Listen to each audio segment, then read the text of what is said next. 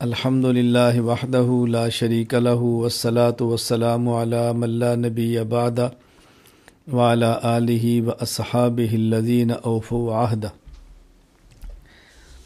مسائل قربانی کے حوالے سے میں نے گزارش کی تھی کہ بنیادی طور پر 13 باتیں آپ کی خدمت میں پیش کرنی ہیں۔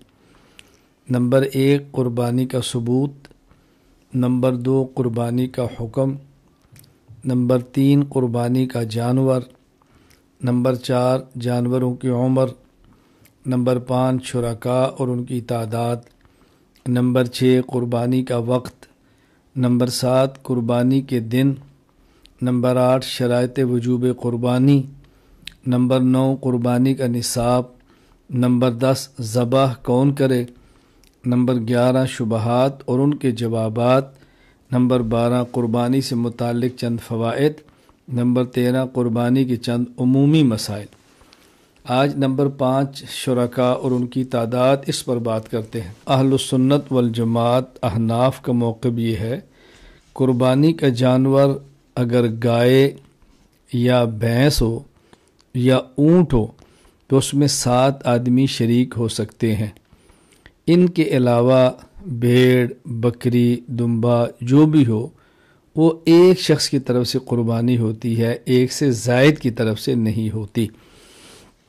فتاوی عالمگیریہ جلد نمبر 5 الباب الثامن میں ہے، یجب ان یعلم ان الشاة لا ترزع الا عن واحد وان كانت عظیمة والبقر والبعیر یرزع عن 7۔ بکری صرف ایک آدمی کی طرف سے قربانی میں ذبح ہوتی ہے، اگرچہ وہ کتنی بڑی کیوں نہ ہو۔ البتہ گائے اور اونٹ میں 7 آدمی شریک ہو سکتے ہیں۔ اس پر ہمارے دلائل: دلیل نمبر 1 صحیح مسلم باب الاشتراک فی الہدی واجزاء البقرہ والبدن کل منہا عن 7۔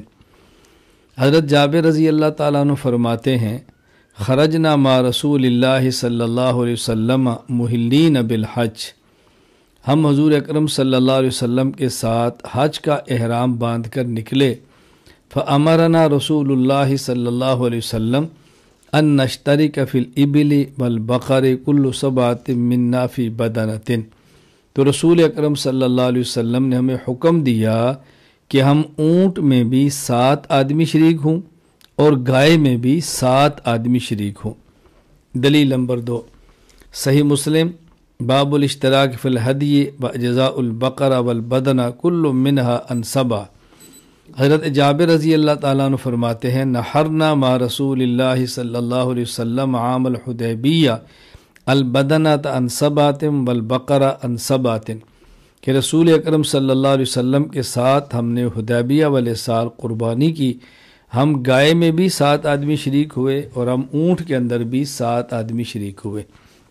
تو اہل سنت والجماعت احناف کا موقف یہی ہے، بلکہ صرف احناف ہی نہیں، تمام اہل سنت والجماعت کا یہی موقف ہے کہ قربانی کا جانور اگر گائے یا اونٹ ہو، بھینس اور بھینسا ہو، اس میں 7 آدمی شریک ہو سکتے ہیں۔ اس کے علاوہ جو بکری ہے یا دمبا ہے اس میں 1 آدمی ہوگا، ایک سے زیادہ آدمی شریک نہیں ہوں گے۔ غیر مقلدین کا موقف اس کے بالکل برعکس ہے، وہ کہتے ہیں کہ اونٹ میں 7 یا 10 آدمی بھی شریک ہو سکتے ہیں۔ حافظ زبیر علی زئی غیر مقلد عالم ہیں، مقالات زبیر علی زئی جلد 2 صفحہ 215 پہ لکھتے ہیں، اونٹ میں 7 یا 10 آدمی شریک ہو سکتے ہیں۔ مولانا عبید اللہ خان عفیف غیر مقلد ہیں، فتاوی محمدیہ صفحہ 660 پہ لکھتے ہیں، گائے میں 7 اور اونٹ کی قربانی میں 10 حصے دار شریک ہو سکتے ہیں۔ ان کے دلائل کیا ہیں؟ دلیل سنن ترمذی باب ما جاء ان الشاة الواحدہ تجزئ عن اہل البیت۔ حضرت عبداللہ بن عباس رضی اللہ تعالیٰ عنہ فرماتے ہیں، کننا مع رسول اللہ صلی اللہ علیہ وسلم فی سفر فحضر الاضحى فاشترکنا فی البقرۃ 7 وفی البعیر 10۔ عبداللہ بن عباس رضی اللہ تعالیٰ عنہ فرماتے ہیں کہ ہم رسول اللہ صلی اللہ علیہ وسلم کے ساتھ سفر میں تھے، عید الاضحیٰ کا دن آ گیا تو ہم نے یوں قربانی دی کہ ہم گائے میں 7 حصہ دار بنے اور اونٹ میں 10 آدمی شریک ہوئے۔ اب اس سے معلوم ہوتا ہے کہ گائے میں 7 اور اونٹ میں 10 آدمی شریک ہو سکتے ہیں۔ جوابات ملاحظہ فرمائیں۔ جواب نمبر 1، رسول اکرم صلی اللہ علیہ وسلم سے ایک حدیث حضرت جابر بن عبداللہ والی ہم نے پیش کی کہ اونٹ اور گائے دونوں میں 7 آدمی۔ ابھی غیر مقلدین نے جو حدیث پیش کی عبداللہ بن عباس رضی اللہ عنہما والی کے اونٹ میں 10 اور گائے میں 7۔ اب حدیثیں 2 آ گئیں۔ دیکھنا یہ ہے کہ صحابہ کرام رضی اللہ تعالی عنہم اجمعین کا عمل کس پر ہے۔ اگر رسول اکرم صلی اللہ علیہ وسلم سے 2 حدیثیں آ جائیں تو پھر صحابہ کرام کا عمل دیکھا جاتا ہے۔ جس کو صحابہ کرام لیں اس کو ہم لیں گے، جس کو وہ چھوڑ دیں ہم اس کو چھوڑ دیں گے۔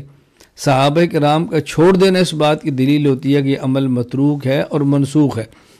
حضرت امام ابو داؤد رحمہ اللہ تعالی سنن ابی داؤد باب من لا یقطع الصلاۃ شیء کے تحت لکھتے ہیں، اذا تنازع الخبران الرسول اللہ صلی اللہ علیہ وسلم نظر الی ما عمل به اصحابہ من بعد۔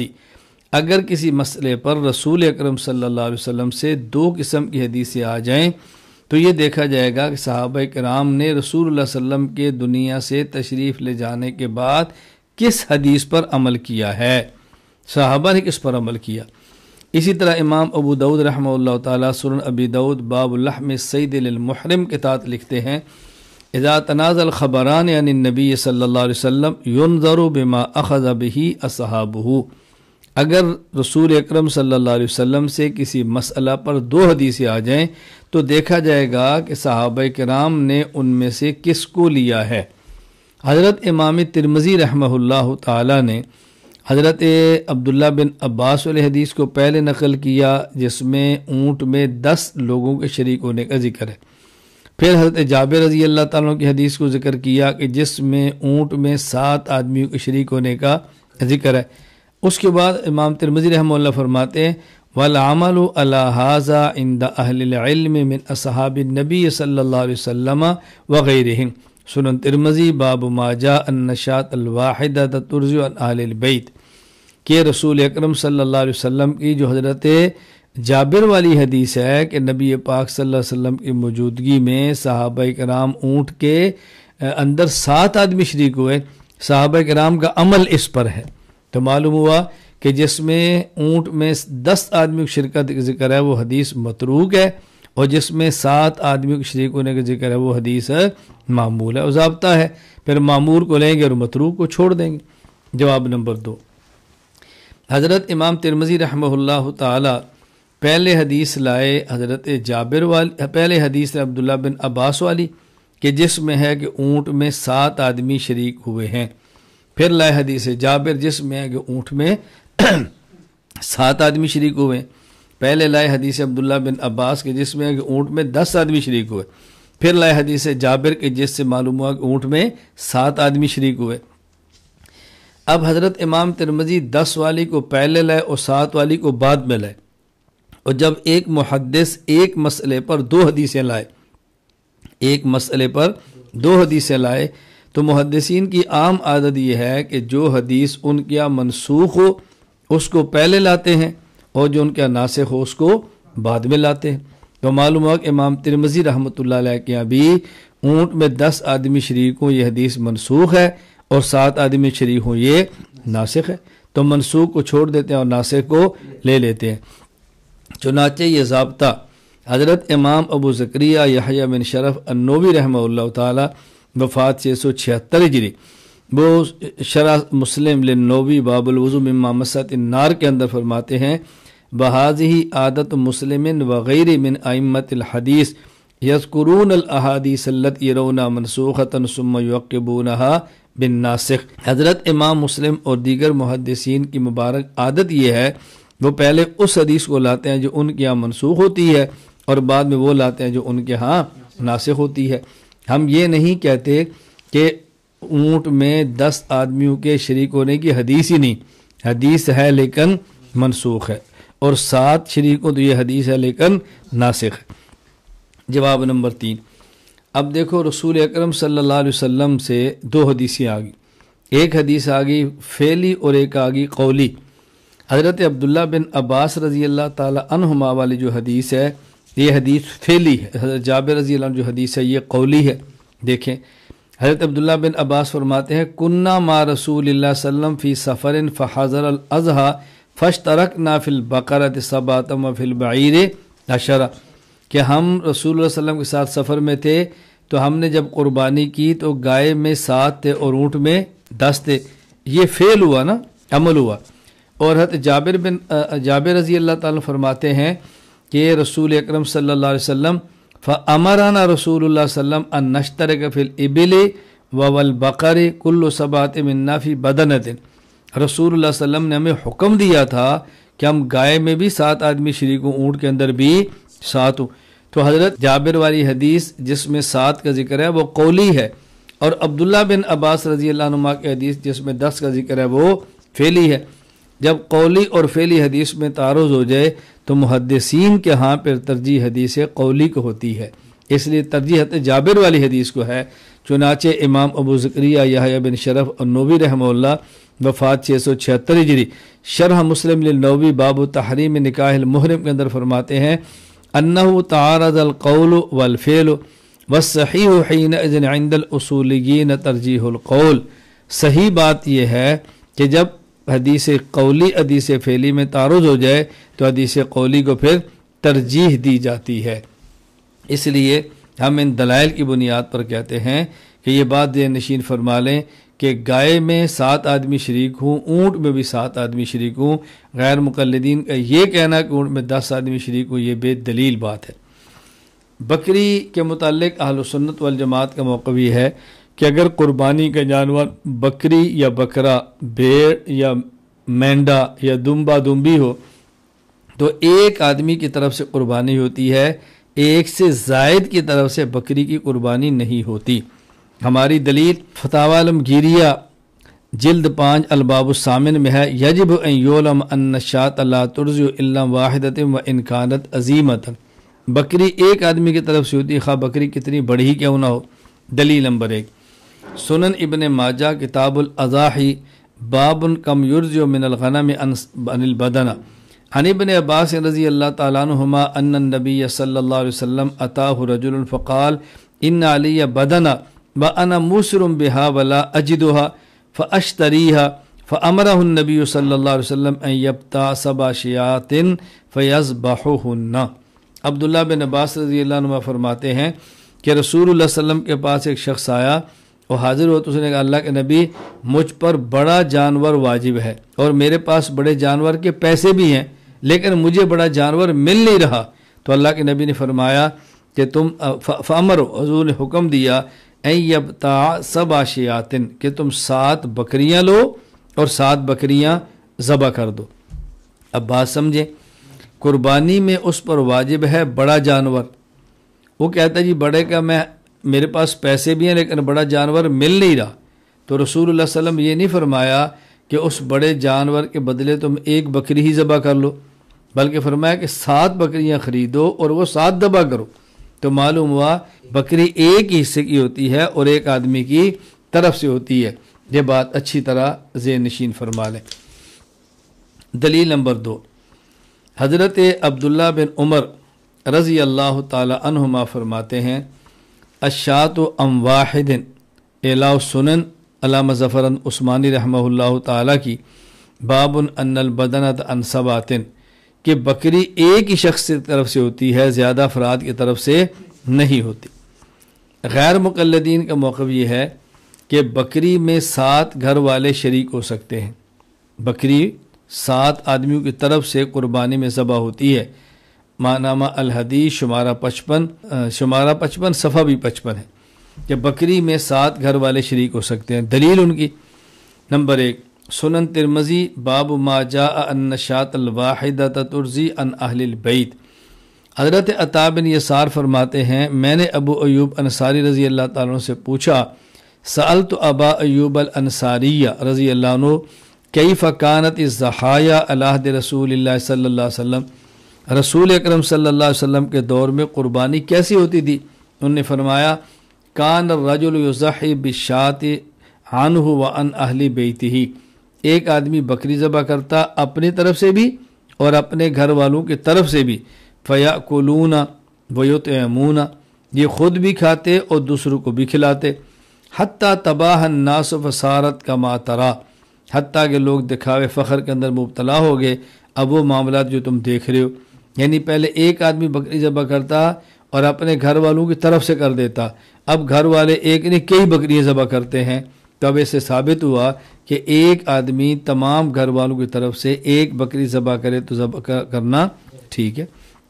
دلیل نمبر 2، اصل الکبریٰ للبیہقی باب الرجل یضحی عن نفسہ وعن اہل بیتہ، عن ابی سریحۃ الغفاری حذیفۃ بن اسید رضی اللہ عنہ قال کان اہل البیت یضحون بالشاة فالآن یبخلنا جیراننا۔ حضرت حذیفہ بن اسید حضرت ابی حضرت سریحہ فرماتے ہیں کان اہل البیت، پہلے معمول یہ تھا کہ اہل البیت یعنی گھر والے ایک بکری ذبح کر لیتے سارے، اور اب اگر ایک ذبح کرے تو لوگ ہمیں پڑوسی بخیل کہتے ہیں، یعنی طعنہ ملتا ہے۔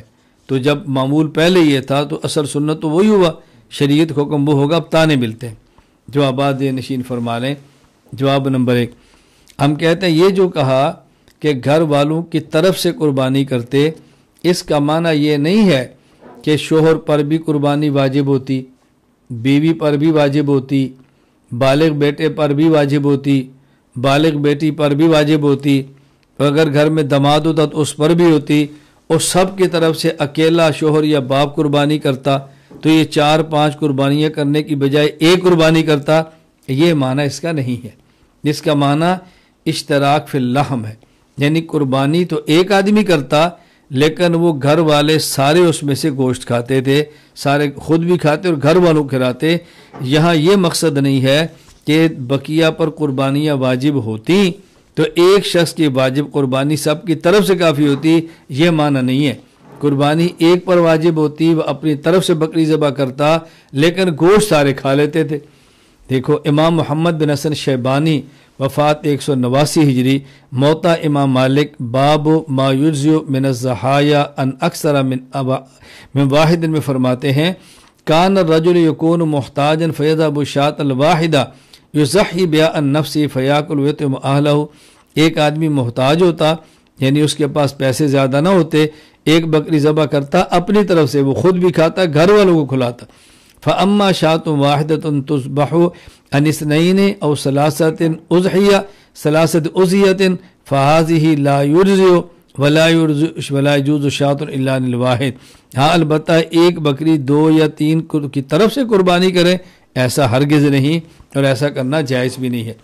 علامہ عبداللہ لکھنوی رحمہ اللہ فات 1204 ہجری، التعلیق المجدد علی الموت الامام محمد، اس کے اندر باب ما یرجو من الضحایا اکثر من واحد میں فرماتے ہیں انہ محمول علامہ اذا کان رجل محتاجا الی اللحم او فقیرا لا یجب علیہ الاضحیہ فیذبح الشاة الواحدۃ عن نفسہ ویطعم اللحم اہل بیتہ او یشرکم فی الثواب فذلک جائز فاما الاشتراک فی الشاة الواحد فی الاضحیۃ الواجبۃ فلا، فرماتے اس کا معنی یہ ہے قربانی ایک پر واجب ہوتی، وہ ذبح کرتا خود بھی گوشت کھاتا پورے گھر والوں کو کھلاتا، یا نفلی قربانی ہوتی اجر میں سب کو شریک کرتا۔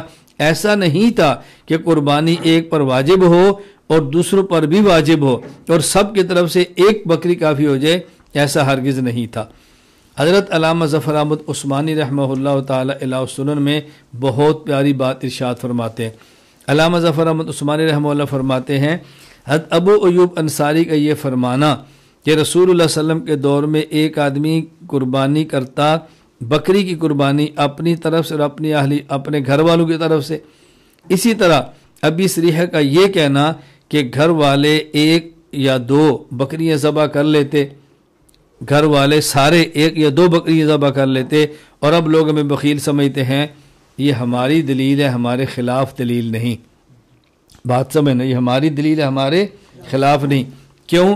فرمایا فَإِنَّا لَا نَقُولُ بِوُجُوبِ الْأَضْحِيَةِ لِلْمُوسِرِ عَنْ أَوْلَادِهِ وَلَا عَنْ زَوْجَتِهِ وَإِنَّمَا عَلَيْهِ أَنْ يُضَحِّيَ عَنْ نَفْسِهِ وَهَذَا هُوَ مُرَادُ أَبِي أَيُّوبَ وَأَبِي سَرِيحَةَ، ہم یہ نہیں کہتے کہ ایک شخص جس پر قربانی واجب ہے وہ اپنے گھر یعنی ایک آدمی جو مالدار ہے اور گھر کا سربراہ ہے، اس کے اوپر قربانی کرنا واجب ہے، اولاد کی طرف سے بھی اور اپنی بیوی کی طرف سے بھی۔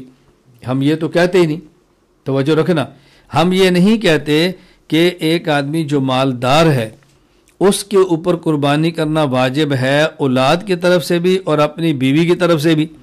ہم کہتے ہیں کہ جو آدمی مالدار ہے اس پر قربانی کرنا واجب ہے اپنی طرف سے، اپنی اولاد اور اپنی بیوی کی طرف سے اس کے اوپر قربانی کرنا واجب نہیں۔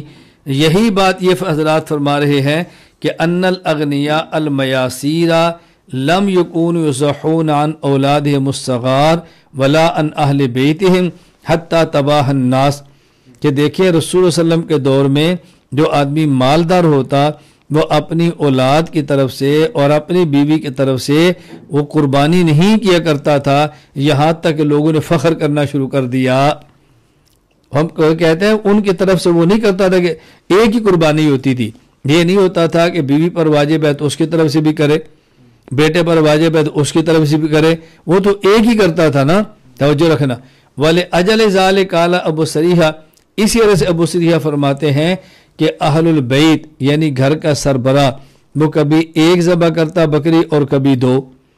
وَلَوْ كَانَ ذَلِكَ لِلْإِشْتِرَاكِ لَمْ يَكُنْ حَاجَةً إِلَىٰ أَزْيَدَ مِنْ شَاةٍ أَصْلًا، اگر قربانی ایک آدمی جس پر واجب ہے اور دوسروں پر واجب ہے سب کی طرف سے ایک بکری کافی ہو جاتی تو پھر دو ذبح کرنے کی ضرورت کیا تھی؟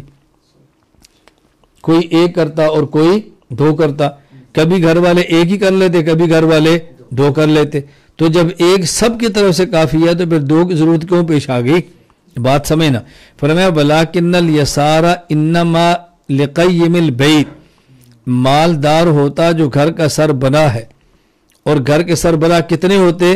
وَلَا يَكُونُ لِأَهْلِ الْبَيْتِ إِلَّا قَيِّمٌ وَاحِدٌ أَوْ اثْنَانِ غَالِبًا، کسی گھر کا سربراہ ایک ہوتا کسی گھر کے سربراہ دو ہوتے، اس لیے فَلِأَجَلِ ذَلِكَ كَانَ أَهْلُ الْبَيْتِ يُضَحُّونَ بِالشَّاةِ وَالشَّاتَيْنِ، جب گھر کا سربراہ ایک ہوتا تو قربانی ایک کر لیتا، اور جب گھر کے سربراہ دو ہوتے تو قربانی دو کر لیتے۔ وَلَمْ يَكُونُوا يُضَحُّونَ عَنِ الصِّغَارِ وَلَا عَنِ الْكِبَارِ الْفُقَرَاءِ، وہ قربانی اپنے چھوٹے بچوں کی طرف سے اور جو بڑے ہوتے اور نصاب کے مالک نہ ہوتے ان کی طرف سے قربانیاں نہیں کرتے تھے۔ حتی تباہ بذالک فلا دلیل فیہ علی اجزاء الشاة عن اہل البیت کلہم اذا کانوا اغنیاء ففہم، اس میں اس بات پر کوئی دلیل نہیں ہے کہ اگر بچے مالدار بھی ہوں، اگر بڑے ہوں اور مالدار ہوں تو ان کی طرف سے ایک بکری کافی ہو جائے، اس پر کوئی دلیل موجود نہیں۔ حضرت فرماتے ہیں بہت پیاری گفتگو فرمائی، یہ تو ہماری دلیل ہے، ہم تو یہ کہتے ہیں جو مالدار ہے قربانی کرنا اس پر ہے، سب کے اوپر قربانی، اگر ایک مالدار ہے اور باقی بچے ہیں تو قربانی اپنی طرف سے کرے گا، بچوں کی طرف سے نہیں کرے گا۔ اسی طرح اگر خود یہ مالدار ہے اور اس کا بچہ بڑا ہے اور مالدار ہے تو ان کی طرف سے بھی گھر کے سربراہ پر قربانی کرنا واجب نہیں ہے، تو یہ تو ہماری دلیل ہے، یہی بات تو ہم کہہ رہے ہیں۔ نمبر دو، دوسرا جواب ذہن نشین فرما لیں، ہم کہتے ہیں یہ ایسے ہی ہے کہ جیسے آج کے دور میں بھی اور عرف میں بھی اگر ایک گھر میں ابا جی قربانی کریں اور بچے چھوٹے ہوں جن پر قربانی واجب بھی نہیں ہے تو وہ بھی کہتے ہیں ہم نے بکرے کی قربانی کی ہے، ہم نے بکرے کی قربانی کی ہے، ہم نے دمبے کی قربانی کی ہے، حالانکہ بچوں نے تو قربانی نہیں کی ہوتی نا، قربانی تو باپ نے کی ہوتی ہے لیکن نسبت پورے گھر کی طرف سے ہو جاتی ہے۔ یہی معنی ان احادیث کا ہے کہ گھر کا سربراہ قربانی سب کی طرف سے کرتا، یعنی چونکہ سربراہ ہوتا تھا تو اس کی قربانی ایسے شمار ہوتی کہ جیسے پورے گھر والوں نے قربانی کر لی ہے۔ یہ بات اچھی طرح ذہن نشین فرما لیں۔ جواب نمبر 3، ہم کہتے ہیں کہ یہ جو قربانی کرتے اور باقی اس کے اندر شریک ہوتے یہ قربانی واجب نہیں ہوتی بلکہ قربانی نفلی ہوتی، اور نفلی قربانی میں صرف گھر والے نہیں آپ پوری امت کو بھی شریک کرنا چاہتے، کوئی حرج کی بات نہیں ہے۔ کتاب الاثار بروایت امام محمد کتاب باب الاضحیہ حدیث نمبر 790 حضرت حیثم عبد الرحمن بن ثابت سے نقل کرتے ہیں ان النبی صلی اللہ علیہ وسلم ضحى بقبشین املحین ذبح احدہما عن نفسی والآخر عمن قال لا الہ الا اللہ محمد رسول اللہ، کہ رسول اکرم صلی اللہ علیہ وسلم دو دمبے ذبح کرتے اور فرماتے ایک میری طرف سے ہے اور ایک ہر اس شخص کی طرف جس نے کلمہ پڑھا لا الہ الا اللہ محمد رسول اللہ صلی اللہ علیہ وسلم۔ تو نبی پاک صلی اللہ علیہ وسلم پوری امت کی طرف سے کرتے، تو نفلی قربانی سب کی طرف سے کرے، کوئی اشکال کی بات نہیں ہے۔ یہی بات امام بدر الدین محمود بن احمد بن موسیٰ العینی رحمہ اللہ، وفات 855 ہجری، عمدۃ القاری کتاب الحج، باب فمن تمتع بالعمرۃ الحج کے تحت فرماتے ہیں وَأَمَّا مَا رُوِيَ أَنَّهُ صلی اللہ علیہ وسلم ضحى بشاة عن امته فإنما كانت تطوعا، یہ نفلی تھی اس لیے حضور پوری امت کے سے فرما لیتے۔ زبدۃ المحدثین مولانا خلیل احمد سہارنپوری رحمہ اللہ تعالی وہ لکھتے ہیں بذل المجہود شرح سنن ابی داؤد کتاب الضحایا باب فی شاة ضحى بها عن جماعت کے اندر انہ علیہ السلام انما فعل ذلك لاجل ثواب وهو انه جعل ثواب تضحیۃ بشاة واحدۃ لامتی لا للاجزاء وسقوط التعبد منهم۔ رسول اللہ صلی اللہ علیہ وسلم نے جو ایک بکری ذبح کی وہ اس وجہ سے نہیں تھی کہ باقی امت کے لیے کافی ہو گئی، اور نہ ہی اس وجہ سے تھی کہ باقی امت اب قربانی والی عبادت نہ کرے، بلکہ وہ اس لیے تھا کہ باقی سب کو ثواب مل جائے۔ اس لیے بات اچھی طرح ذہن نشین فرما رہے، الجھن میں نہ رہے۔ ہاں البتہ اتنی بات ضرور ہے، اگر ایک بکری کئی آدمیوں کی طرف سے کافی ہو جائے تو اس پر کئی ایک اشکال ہوں گے۔ پہلا اشکال یہ ہے کہ اہل بیت میں نابالغ بچہ بھی ہے، نابالغ پر قربانی واجب ہی نہیں، تو اس کی طرف سے کافی ہونے کا معنی کیا ہوا؟ دوسرا اشکال یہ ہے اگر زکوٰۃ کے مسئلے میں بیوی صاحب نصاب ہو تو بیوی پر کو زکوٰۃ دینا الگ سے فرض ہے، یہ نہیں کہ شوہر زکوٰۃ دے دے تو بیوی کو دینے کی ضرورت نہیں۔ تو اگر زکوٰۃ شوہر پر بھی فرض ہو بیوی پر بھی فرض ہو، دونوں صاحب نصاب ہوں تو بیوی کو الگ سے زکوٰۃ دینی پڑتی ہے، شوہر کا خود صاحب نصاب ہو کر زکوٰۃ دینا اتنے کافی نہیں ہے، بیوی اپنی زکوٰۃ ادا کرے۔ تو اگر زکوٰۃ کے مسئلے پر بیوی کے ذمہ لازم ہے تو صاحب نصاب ہو تو اس کی طرف سے قربانی اپنی ہوگی، شوہر کی دی قربانی اس کی طرف سے کیسے کافی ہو سکتی ہے؟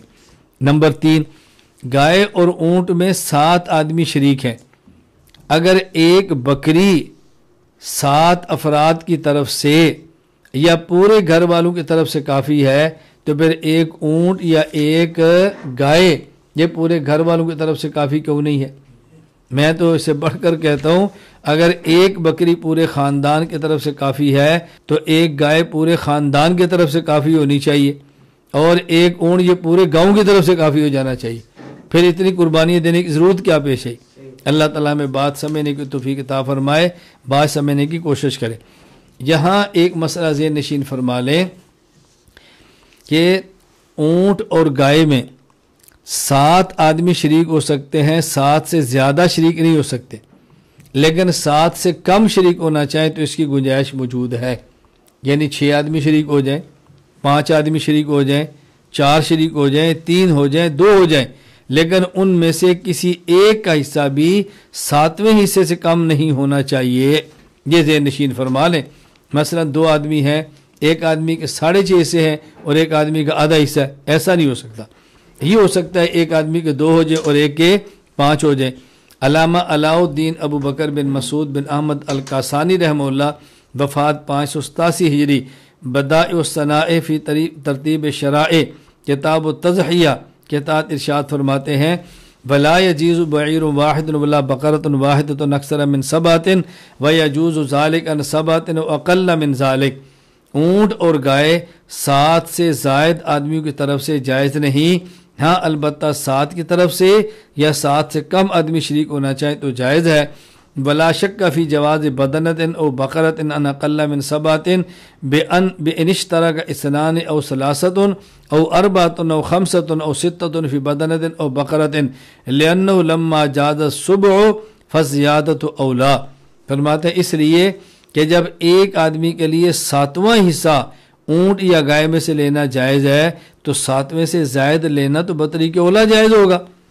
اگر 7واں حصہ لے سکتا ہے تو یہ 7ویں سے زائد لینا چاہے تو پھر کیوں نہیں لے سکتا؟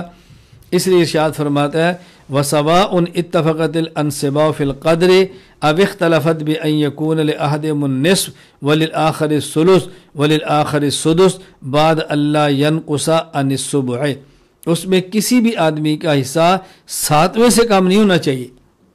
یہ ذہن نشین فرما لیں. مثلا یہ کہنا چاہتے ہیں کہ ایک کے اندر 7 نہ شریک ہوں بلکہ 9 شریک ہوں، 6 آدمی تو 7واں ہی تو حصہ لے لیں، اور جو ایک حصہ بچے اس کے اندر 2 ہو جائے، آدھا میرا آدھا اس کا. یہ نہیں ہو سکتا، اس کی کوئی صورت ہی نہیں ہے. یا 7 آدمی شریک ہوں یا 7 سے کم شریک ہو، اس کی گنجائش نہیں ہے کہ کسی آدمی کا حصہ 7ویں سے کم ہو. اس لیے چاہے تو 7 ہو جائیں اور 7 سے کم ہو جائیں، کوئی حرج کی بات نہیں ہے، لیکن کسی کا حصہ 7ویں حصے سے کم نہیں ہونا چاہیے. شرکائے قربانی میں سے ہر ایک کا مسلمان ہونا ضروری ہے. اگر کوئی ایک بھی قربانی میں شریک مسلمان نہ ہوا تو کسی ایک کی بھی قربانی نہیں ہوگی. امام ابو الحسن فخر الدین حسن بن منصور بن عبدالعزیز المعروف قاضی خان وفات 592 ہجری فتاوی قاضی خان میں فرماتے ہیں وَلَا بِشْتَرَكَ سَبْعَةٌ فِي بَدَنَةٍ وَوَاحِدٌ مِّنْهُمْ مُشْرِكٌ كَانَ الْكُلُّ لَحْمًا، اگر 7 آدمی بڑے جانور میں شریک ہوئے، ان میں ایک مشرک تھا تو کسی ایک کی بھی قربانی نہیں ہوگی. اسی طرح فتاوی عالمگیریہ میں ہے وَلَوْ كَانَ أَحَدُ الشُّرَكَاءِ ذِمِّيًّا كِتَابِيًّا أَوْ غَيْرَ كِتَابِيٍّ وَهُوَ يُرِيدُ اللَّحْمَ أَوْ يُرِيدُ الْقُرْبَةَ فِي دِينِهِ لَمْ يُرْزِهُمْ عِنْدَنَا. اگر شرکاء میں سے ایک ذمی چاہے کتابی ہو یا غیر کتابی اور اس شریک نیت گوشت کھانے کی ہو یا وہ اپنے دین کے مطابق عبادت کا ارادہ رکھتا ہو تو کسی کی بھی قربانی نہیں ہوگی. دلیل دیکھیں، قربانی کرنا ایک نیکی اور ایک قربت ہے، اور کافر کا کوئی بھی نیک عمل قبول نہیں ہوتا. تو جب کافر کا قبول نہیں ہوگا تو بقیہ کا قبول کیسے ہوگا؟ بات یہ نشین فرما لیں، سورۃ الحج آیت نمبر 37 لَن يَنَالَ اللَّهَ لُحُومُهَا وَلَا دِمَاؤُهَا وَلَٰكِن يَنَالُهُ التَّقْوَىٰ مِنْكُمْ. قربانی سے مقصود گوشت نہیں ہے بلکہ تقوی اور نیکی ہے، اور کافر کا کوئی بھی نیک عمل قبول نہیں ہوتا. اسی طرح قربانی سے مقصود گوشت نہیں بلکہ قربانی سے مقصود اللہ کے راستے میں جان کو ذبح کرنا ہے، خون بہا دینا ہے. اور جان ایک ایسی ہے کہ جو تقسیم نہیں ہوتی، آدھی کسی کی اور آدھی کسی کی ہو. اس لیے اگر ایک آدھی قبول نہیں ہوگی تو کچھ بھی قبول نہیں ہوگا. حضرت عائشہ رضی اللہ تعالیٰ نے فرماتی ہیں رسول اللہ صلی اللہ علیہ وسلم نے فرمایا ما عمل آدمی من عمل یوم النحر احب الی اللہ من احراق الدم، یعنی عید کے دن سب سے بڑی عبادت وہ خون بہانا ہے. گوشت مقصود ہی نہیں ہے کہ گوشت میں 7 حصے قبول نہیں ہوا تو 6 قبول ہو جائیں گے. مقصود ہے خون کا بہانا. وہ خون کے بہانے میں تقسیم نہیں ہو سکتا کہ کچھ خون کافر کی طرف سے ہو اور باقی خون کسی اور کی طرف سے ہو، یعنی ایک جان کا 7واں حصہ روح کا نکلنا کافر کی طرف سے ہو اور 6 حصے نکلنے کسی اور کی طرف سے ہو، ایسا ممکن نہیں ہے. شرکائے قربانی کے بارے میں غیر مقلدین کا موقف یہ ہے اگر اس میں کوئی کافر اور مشرک بھی ایک حصے دار ہو جائے تو وہ کہتے ہیں قربانی پھر بھی ہو جائے گی. فتاوی علماء حدیث جلد 1389 کے اندر ہے کہ سوال قربانی کی گائے کے حصص میں کیا کوئی بریلوی شریک ہو سکتا ہے جبکہ اس کا عقیدہ شرکیہ ہے؟ اگر اس کی شرکت جائز ہو تو مرزائی کے متعلق کیا خیال ہے؟ جواب، گائے وغیرہ کی قربانی کے حصص میں بریلوی عقیدہ کا شخص شامل ہو سکتا ہے. اس میں بظاہر کوئی قباحت نظر نہیں آتی کیونکہ اس کے عقیدے کی خرابی باقی شرکاء کے حصص کی حلت پر اثر انداز نہیں ہو سکتی، جبکہ وہ بھی قربانی سنت یا واجب سمجھ کر کرتا ہے. کسی حدیث میں صراحت نہیں ملتی کہ منافقین مدینہ کو مسلمانوں کی قربانی میں شریک نہ کیا گیا ہو. یہ ہے ان کی دلیل کا خلاصہ. کسی حدیث میں صراحت نہیں ملتی کہ منافقین مدینہ کو مسلمانوں کی قربانی میں شریک نہ کیا گیا ہو. جب منافقین کی شرکت ہو سکتی ہے تو بریلوی عقیدہ ان سے بدتر نہیں. باقی رہی مرزائی کی شرکت تو اس کے متعلق بھی حرام کا فتویٰ نہیں لگا سکتے. بہرحال اگرچہ مرزائی کتاب و سنت کی روح سے کافر اور دائرہ اسلام سے خارج ہے مگر اس کا کفر اس کے اپنے حصے کے لیے خرابی کا سبب بن سکتا ہے. باقی لوگوں کے حصوں پر اس کا کفر حارج نہیں ہو سکتا، اس کو حرج نہیں آئے گا. یہ بات اچھی طرح سے نشین فرمائیں. ہم کہتے ہیں جو انہوں نے دلیل دی ہے، دلیل کا خلاصہ کیا ہے کہ کسی حدیث میں صراحت نہیں ملتی کہ منافقین مدینہ کو مسلمانوں کی قربانی میں شریک نہ کیا گیا ہو.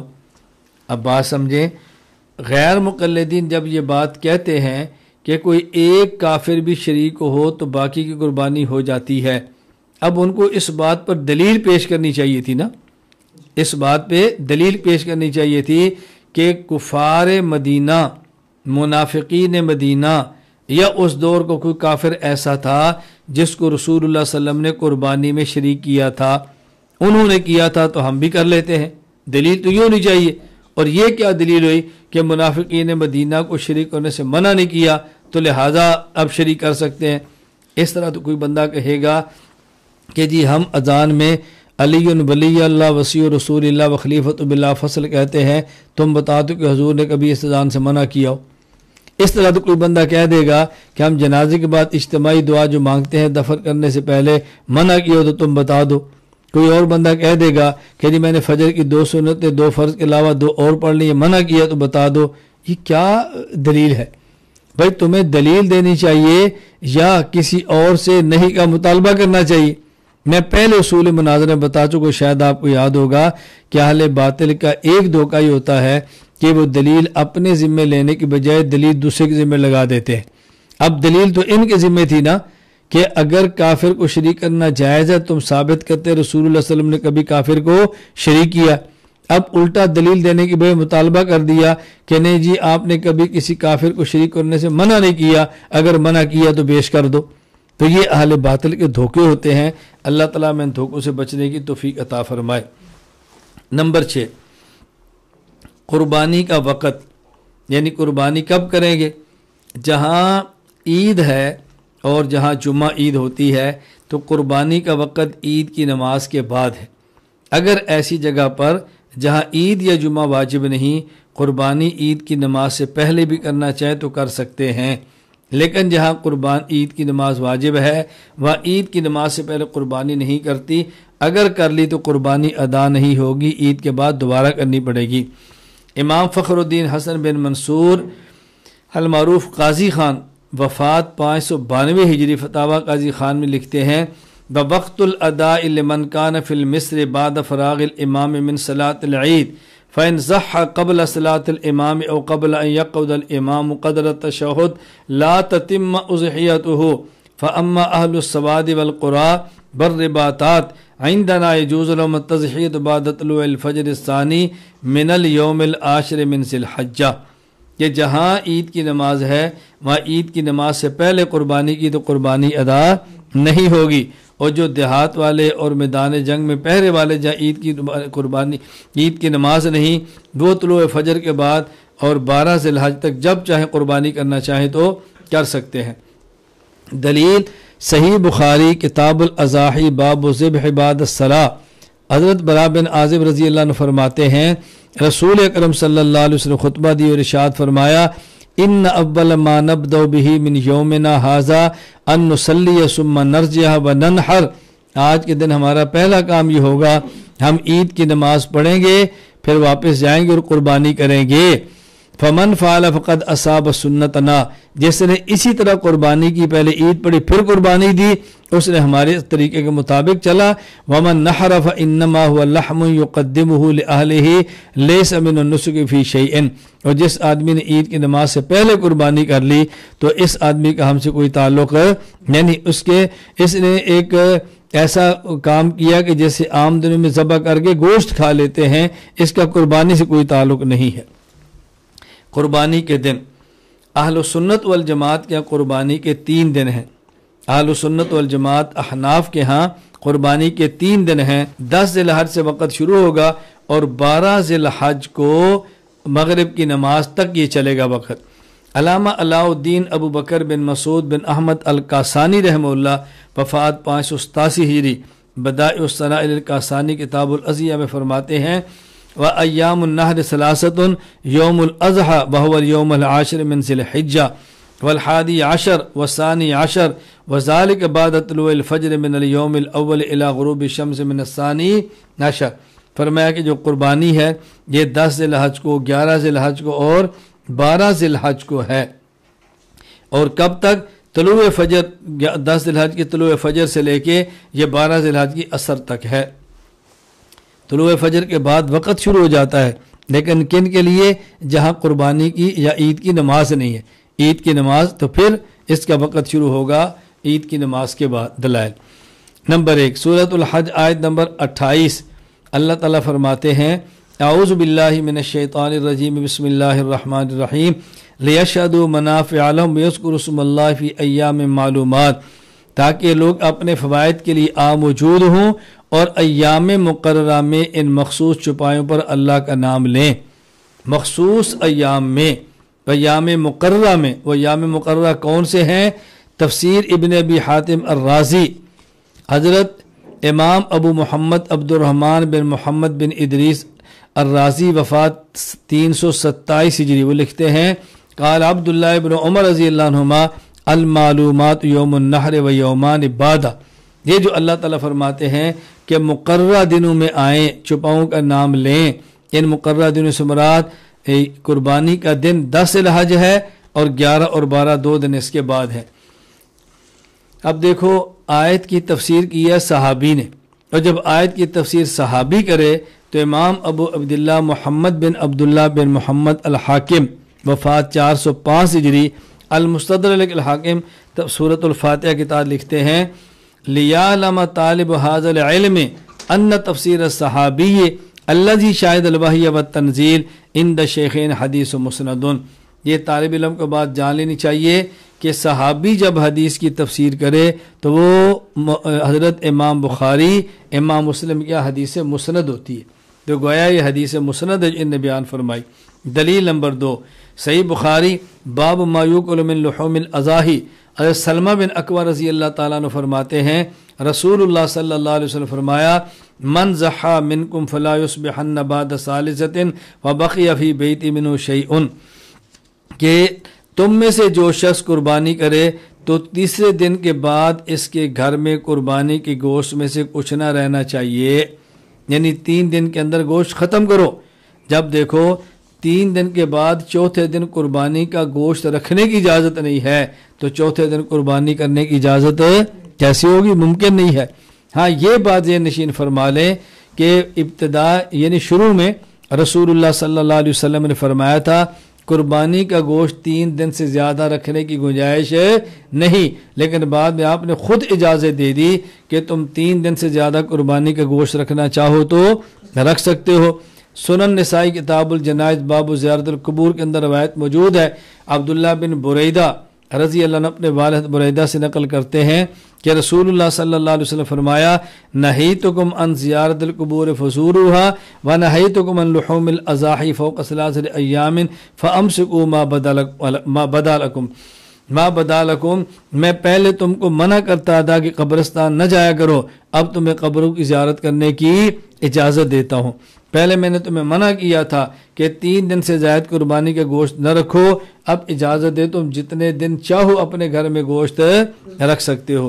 یہ بات اچھی طرح ذہن نشین فرما لیں، 3 دن سے زائد قربانی کا گوشت رکھنے کی اجازت مل گئی، اس کا معنی یہ نہیں ہے کہ 3 دن کے بعد قربانی کرنے کی بھی اجازت مل گئی، کیونکہ گوشت رکھنے کی اجازت تو پورا سال ہے، اگر کوئی بندہ پورا سال بھی رکھنا چاہے تو پابندی نہیں، تو اس کا معنی یہ تو نہیں ہے کہ پورا سال تک قربانی بھی کرنا چاہے تو کر سکتا ہے۔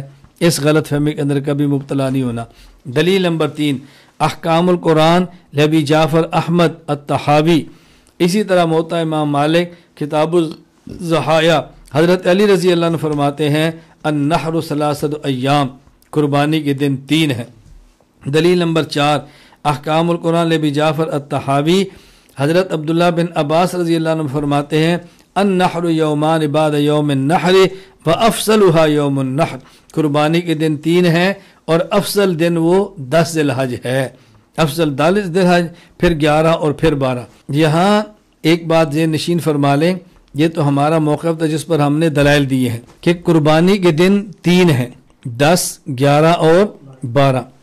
ہاں البتہ غیر مقلدین کا موقف یہ ہے کہ قربانی کے ایام 3 نہیں بلکہ قربانی کے ایام 4 ہیں، 10، 11، 12 اور 13۔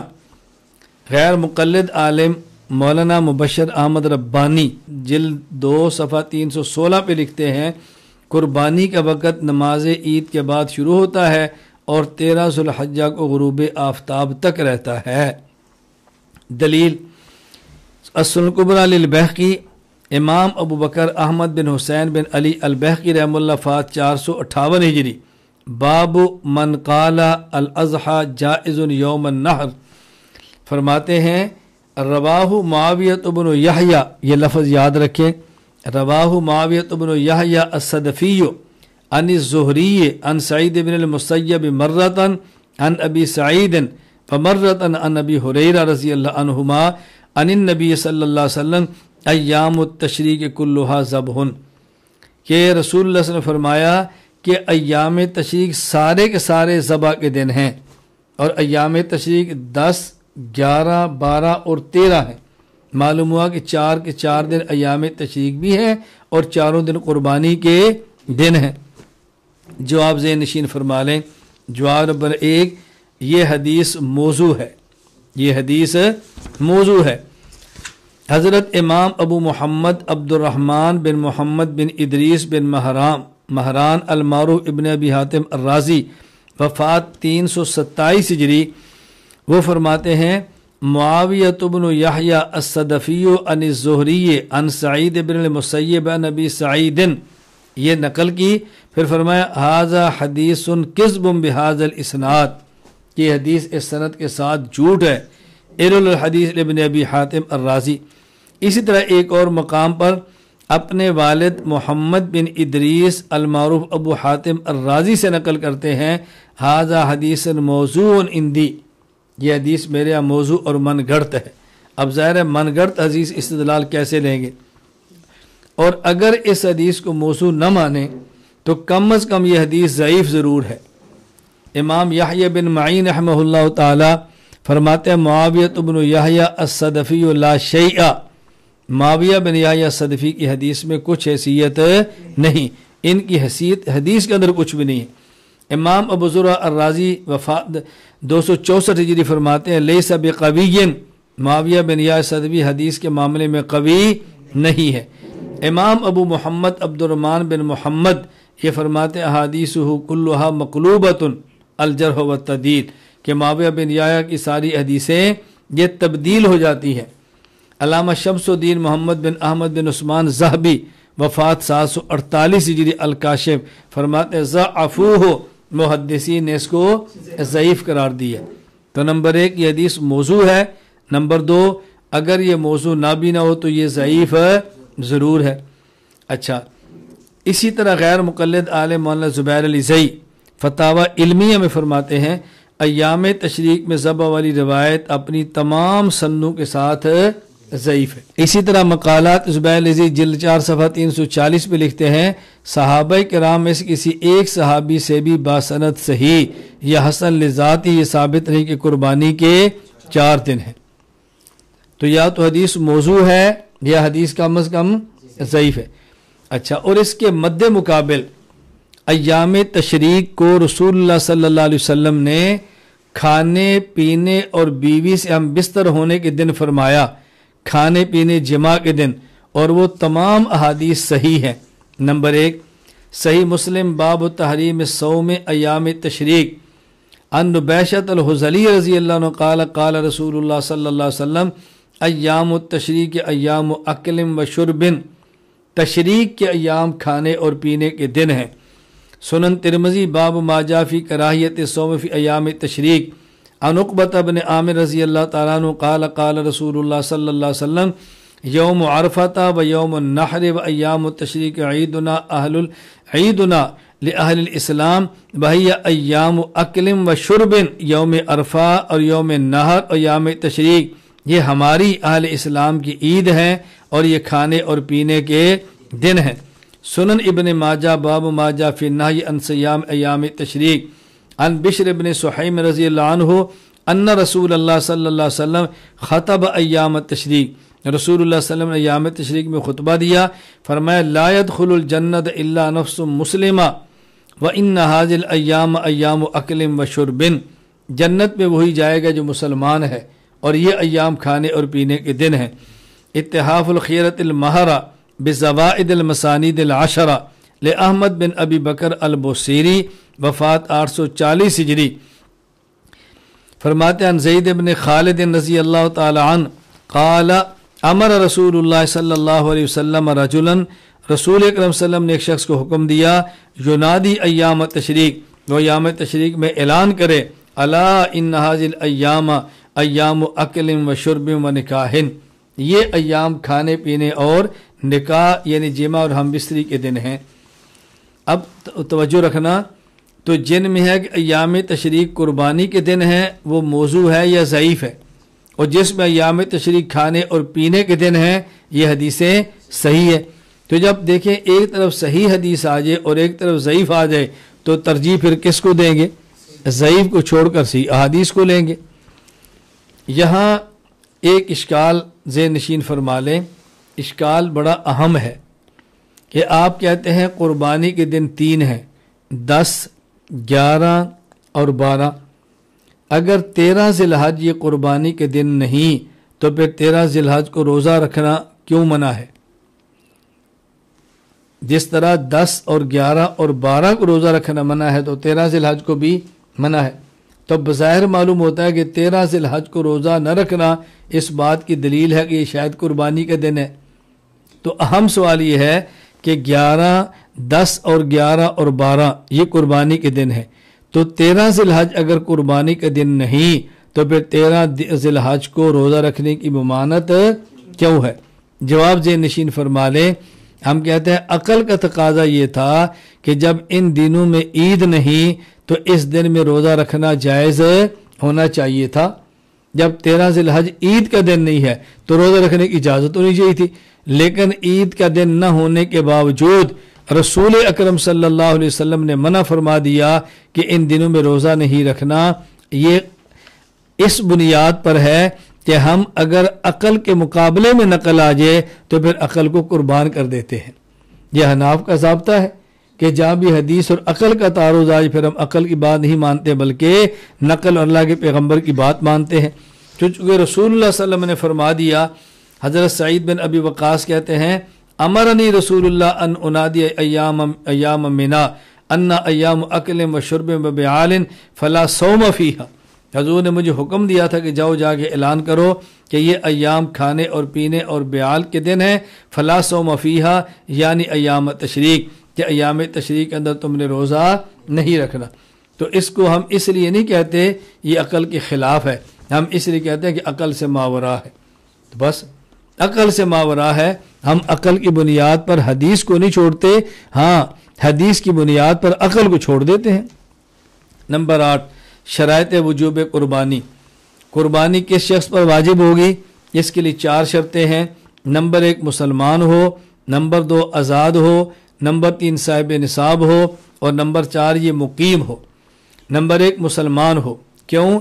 علامہ علاء الدین ابو بکر بن مسعود بن احمد القاسانی وفات 587 ہجری بدائع الصنائع میں تحریر فرماتے ہیں لِأَنَّهَا قُرْبَةٌ وَالْكَافِرُ لَيْسَ مِنْ أَهْلِ الْقُرْبِ، اس لیے کہ قربانی عبادت اور نیکی ہے اور کافر عبادت کا اہل اور مکلف نہیں ہے۔ آزاد ہونا کیوں ضروری ہے؟ علامہ زین الدین ابراہیم بن محمد المعروف ابن نجیم رحمہ اللہ وفات 970 ہجری البحر الرائق میں فرماتے ہیں لِأَنَّ الْعَبْدَ لَا يَمْلِكُ، قربانی تو اس پر ہوگی نا کہ جو کسی چیز کا مالک ہو، تو غلام تو چونکہ مالک ہی نہیں ہے لہذا اس پر قربانی کیوں ہوگی۔ نمبر 3 صاحب نصاب ہو۔ حضرت امام ابو عبداللہ محمد بن یزید ابن ماجہ القزوینی رحمہ اللہ وفات 273 ہجری سنن ابن ماجہ باب الاضاحی واجبۃ الاملاک ذات فرماتے ہیں حضرت ابو ہریرہ رضی اللہ تعالیٰ نے فرمایا کہ رسول اللہ صلی اللہ علیہ وسلم نے فرمایا من کان لہ ساعۃ ولم یضحی فلا یقربن مصلانا، جو شخص صاحب وسعت ہو اور پھر بھی قربانی نہ کرے تو ہمارے مصلی یعنی عیدگاہ کے قریب بھی نہ آئے۔ اب اس سے معلوم ہوتا ہے کہ قربانی کرنا واجب ہے لیکن اس شخص پر جو کہ صاحب وسعت ہو۔ اب صاحب وسعت کون ہوگا؟ نبی کریم صلی اللہ علیہ وسلم نے اتنی بات فرمائی کہ صاحب وسعت ہو، لیکن صاحب وسعت سے مراد کیا ہے؟ تو جب حدیث پاک میں ایک بات واضح نہ ہو تو اس کی وضاحت پھر فقہا اور مجتہدین فرماتے ہیں۔ تو یہ وسعت سے مراد کیا ہے؟ یہ فقہا نے بات فرمائی کہ وسعت سے مراد یہ ہے کہ وہ صاحب نصاب ہو، یعنی جتنے نصاب پر زکوٰۃ آتی ہے इतना निसाब इसके पास मौजूद होगी तो इस पर कुर्बानी होगी, वगरना कुर्बानी वाजिब नहीं होगी। अल्लामा अलाउद्दीन अबू बकर बिन मसूद बिन अहमद अल कासानी वफ़ात 587 हिजरी बदाए किताबुल अज़िया फरमाते हैं वमिनहल गिना लिमा रुविया रसूलुल्लाह सल्लल्लाहु अलैहि वसल्लम अन्नहु क़ाल मन वजदा सअतन फलयुज़हि। साहिब वसत होना ज़रूरी है, मालदार होना ज़रूरी है कि अल्लाह के नबी ने फरमाया जिसके बाद वसत हो कुर्बानी करे। वशरत अलैहिस्सलातु वस्सलाम अस्साअत वयल गिना, अल्लाह के नबी ने वसत को शर्त करार दिया और वो क्या है, यकून फी मिल्की मअता दिरहमिन औ इशरून दीनारन औ शैउन तबलुगु कीमतु ज़ालिक सिवा मस्कनिही व मा यतअस्ससु बिही व किस्वतिही व खादिमिही व फरसिही व सिलाही मा ला यस्तगनी अन्हु व हुव निसाबु सदक़तिल फ़ितर। फरमाया वो वसत क्या है, 200 दराहिम हो या 20 दिनार हो। आज के दौर में 52.5 तोला चांदी हो या उसके पास 7.5 तोला सोना हो, और लेकिन ये माल इससे अलावा हो जो उसका घर है, गाड़ी है, खादिम है, ज़रूरत की चीज़ें, इससे ज़ायद माल हो, इसके बराबर हो जाए। नंबर 4, मुकीम व मुसाफिर न हो। मुसाफिर पर कुर्बानी वाजिब न होने की वजह हज़रत अली रज़ी अल्लाह ताला इरशाद फरमाते हैं लैसा अलल मुसाफिर उज़हियतुन, मुसाफिर पर कुर्बानी वाजिब नहीं है। अल मुहल्ला हाफिज़ अबू मोहम्मद अली बिन अहमद बिन सईद इब्न हज़म वफ़ात 456 हिजरी रहमहुल्लाह, इन अल मुहल्ला बिल असार के अंदर इस रवायत को नकल किया है। हज़रत अली फरमाते हैं कि मुसाफिर के ऊपर कुर्बानी नहीं, उसकी बज़ाहिर वजह अदम हर्ज है कि मुसाफिर की रियायत की गई है।